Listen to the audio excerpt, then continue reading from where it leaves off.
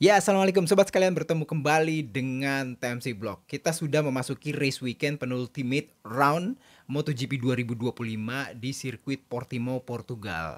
Dan hasil di hari pertama race weekend di hari Jumat itu menempatkan Alex Marquez menjadi yang tercepat di sesi practice. Dan bahkan Alex Marquez ini membawa GP24 dari Gresini Racing itu berhasil menjadi yang tercepat di sesi awal. Ya, di sesi awal yaitu di sesi free practice 1 atau FP1, yang dimana itu beritanya di FP1 itu bahkan debutan baru ya, pembalap pengganti dari Ducati Lenovo yaitu Nicolo Bulega yang menggantikan Marc Marquez itu berhasil menyelesaikan FP1 di atas atau lebih cepat dari seorang Pecco Bagnaia. Namun akhirnya Pecco Bagnaia itu melakukan bounce back dan berhasil menyelesaikan sesi praktis di posisi kedua ya, di belakang dari Alex Marquez. Mengenai sesi praktisnya sendiri yang menentukan 10 pembalap pertama yang untuk bisa masuk ke sesi kualifikasi kedua di hari Sabtu ini, itu juga cukup menarik teman-teman sekalian, di mana top 3, di mana 3 besar dari timesheet dari sesi praktis itu dihuni oleh Alex Marquez, Pecco Bagnaia dan juga Pedro Acosta itu hanya berselang 0,08 detik, tipis banget. Jadi antara tiga mereka. Jadi artinya di sini itu di Portimao itu yang paling spesial adalah hadir beberapa perubahan-perubahan elevasi yang bisa membuat sirkuit ini disebut sebagai sirkuit roller coaster ya, dan flowing itu bisa membuat hampir semua pabrikan itu bisa berbicara di sini kayak gitu. Kita bisa lihat ya di hasil dari sesi praktis yang menghasilkan top 10-nya yang bisa langsung masuk ke kualifikasi kedua. Itu ada Alex Marquez, terus ada Pecco Bagnaia, ada Pedro Acosta, terus ada Marco Bezzecchi dari Aprilia, terus ada Joan Mir di Kutel Zarco, dua pembalap Honda ya, terus ada di Gian Antonio, terus Fermin Aldeguer, Paul Espargaro dan juga Ogura. Terlihat ada dua Aprilia, ada dua Honda, ada dua KTM dan juga ada lebih banyak pembalap dari Ducati. Ada Alex Marquez, ada Pecco Bagnaia, ada Aldeguer ya, ada di Gian Antonio, ada 4 di situ. Memang secara umum Yamaha belum ada di sini nih, belum ada di sini nih. Ya, teman, kita ada berita terbaru mengenai Yamaha nanti di akhir dari informasi ini gitu ya teman-teman sekalian. Nah, itu dia hasil dari hari Jumat sesi MotoGP. Dan nggak hanya MotoGP teman-teman sekalian, race weekend ya seperti yang sudah saya tuliskan di tmcblog.com. Race weekend Portimao itu juga mendapatkan privilege sebagai kesempatan pertama dari Diogo Moreira, pembalap dari Brazil yang sekarang membalap di Moto2, untuk bisa mengunci gelar juara dunia Moto2. Kita sudah memperoleh juara dunia 2025 dari kelas MotoGP dan juga Moto3, MotoGP-nya Marc Marquez, Moto3-nya Jose Antonio Rueda, yang belum nih ya ada di Moto2. Masih ada persaingan antara Diogo Moreira, terus ada Manuel Gonzalez gitu ya, ada Barry Baltus dan juga ada Aaron Canet. Jadi masih ada 4 secara never say never yang memiliki peluang untuk bisa mengunci gelar juara dunia Moto2 2025. Namun kans terbesar adalah ini Diogo Moreira yang saat ini nih itu sedang memimpin dengan jarak 9 poin dari Manuel Gonzalez. Dan jika ya Diogo Moreira bisa memperbesar keunggulan dari 9 poin sebelum race weekend Portimao ini menjadi 26 poin ya setelah race weekend ini, maka gelar juara dunia Moto2 akan bisa dia kunci. Cuman ya itu dia, dengan persaingan Moto2 yang begitu ketat saat ini, dan performa dari masing-masing pembalap terutama kayak Manuel Gonzalez, Diogo Moreira, ada Barry Baltus, ada lagi Aaron Canet dan lain-lain, bahkan di bawah-bawahnya itu menurut saya sih agak sulit sih sebenarnya untuk mengembangkan dari 9 poin ke 25 poin. Itu tuh artinya mesti nambah sekitar 16 poin ya. 16 poin ya.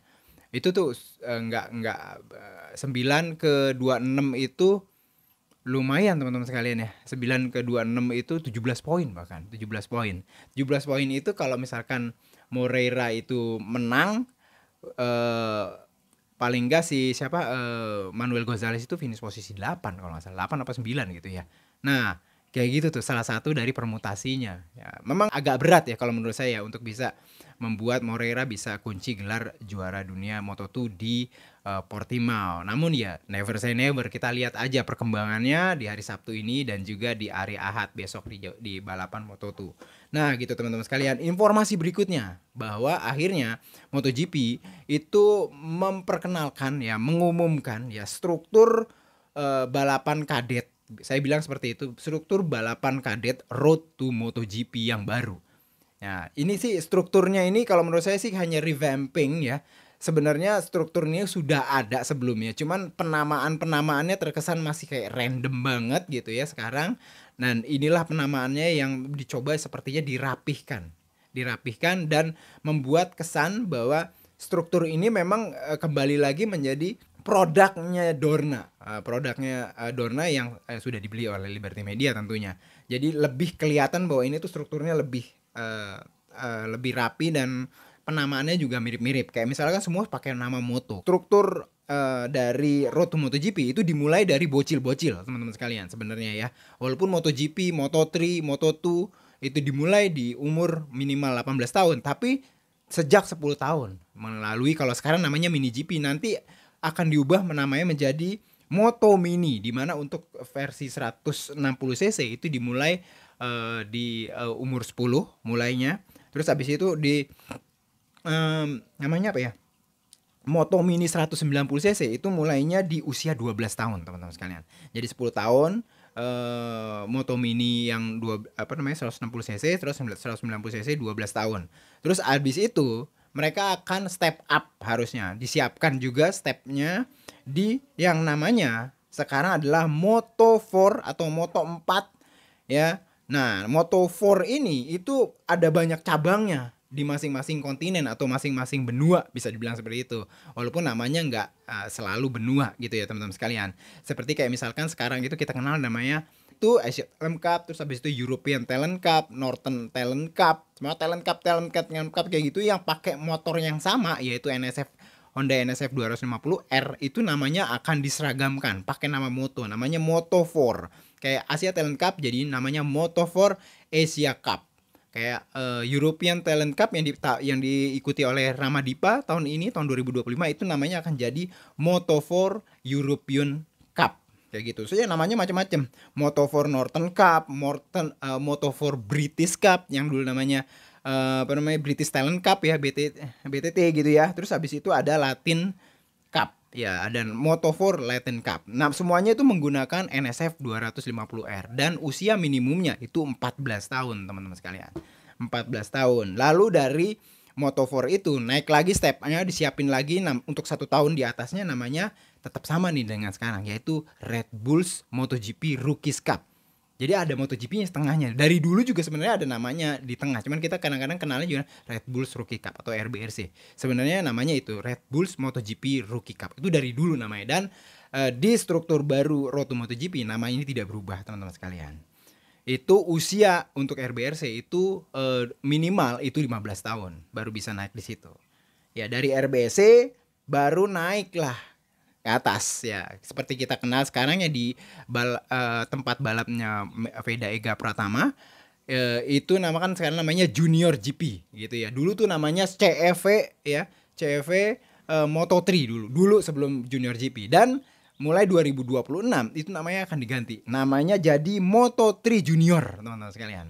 Moto3 Junior, dari Junior GP ganti lagi sekarang namanya jadi Moto3 Junior. Usianya minimum adalah 16 tahun. Jadi itu step dari 10 tahun sampai 16 tahun itu hadir menjadi sekitar berapa tuh? 1, 2, 3, 4, 5. Ada 5 step.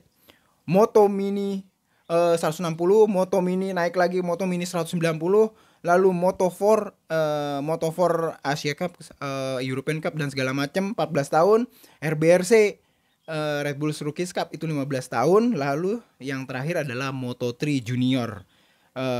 Moto3 Junior kayak gitu. Nah, Moto3 Junior ini sebenarnya digabung menjadi satu entitas event namanya Moto Junior. Bergabung juga ada namanya Moto2 European European Cup kayak gitu, yang sekarang juga namanya Moto2 European Cup, tempat awal dari kayak misal pembalap kayak Ferdinand de Geer, terus habis itu ada Manuel Gonzalez juga pernah di sini kayak gitu teman-teman sekalian. Nah, jadi kayak gitu struktur Road to MotoGP-nya baru teman-teman sekalian. Dan berita terakhir yang juga cukup bagus adalah akhirnya ya BMW boleh memperbolehkan seorang Toprak Razgatlioglu untuk melakukan tes.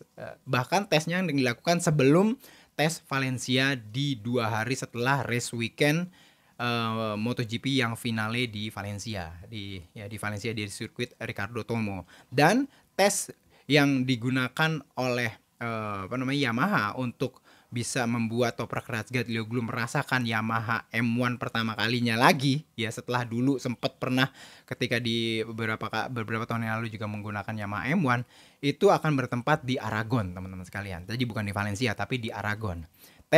Sebenarnya tes ini adalah sebenarnya sudah didaftarkan sama Yamaha bulan-bulan yang lalu ya, namanya adalah tes private Aragon buat Yamaha di tanggal tersebut. Dan akhirnya Yamaha menggunakan tes private tersebut yang awalnya juga digunakan untuk test rider, itu digunakan untuk menjadikan pertama kalinya Toprak Razgatlioglu untuk melakukan tes dengan Yamaha. Ini benar-benar tes pertama kali. Kenapa? Karena Yamaha bilang bahwa pada saat tes ini itu Yamaha hanya memperkenalkan kepada Toprak itu Yamaha M1 V4. Jadi M1 Inline 4 tidak akan diberikan ke Toprak Razgatlioglu pada saat tes nanti teman-teman sekalian. Ini menarik juga. Dan kata Paulo Pavesio, managing director dari Yamaha Racing, itu alasan dari Yamaha langsung gaspol, langsung kasih Toprak itu Yamaha M1 V4 itu karena biar Toprak tidak merasa kebingungan ya, tidak merasa bingung, sehingga langsung bisa adaptasi dan segala macam terhadap Yamaha M1 V4-nya pada saat tes nanti di Valencia. Nah, jadi itu teman-teman sekalian, wrap up dari hari-hari pertama race weekend dari penultimate round MotoGP Portimao di Portugal. Akan bertemu setelah apa yang terjadi di hari Sabtu ini, termasuk juga kualifikasi dan sprint race. Sampai berjumpa di konten selanjutnya. Assalamualaikum warahmatullahi wabarakatuh.